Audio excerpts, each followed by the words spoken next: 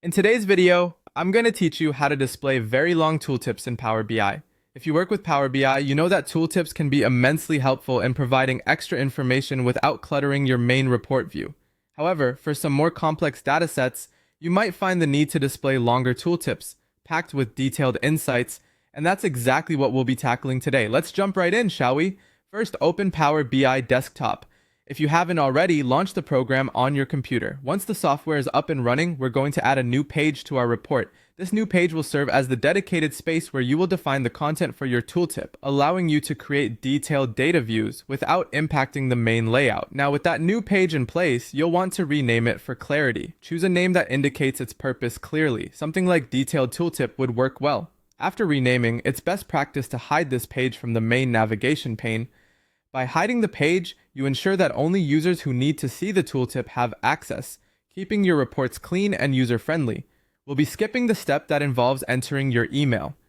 Since we're focusing on creating tooltips, let's move on to configuring the page settings.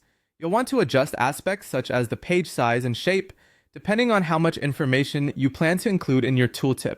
Take into consideration the amount of text and visualizations you intend to use.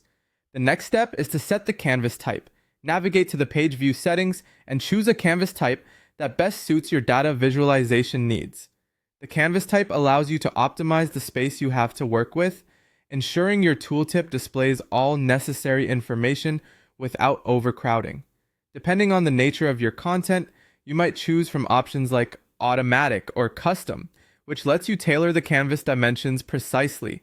Once you've set the canvas, let's adjust the page view.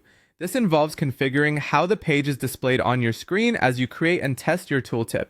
It's important to have a view that closely resembles how the tooltip will appear to a user.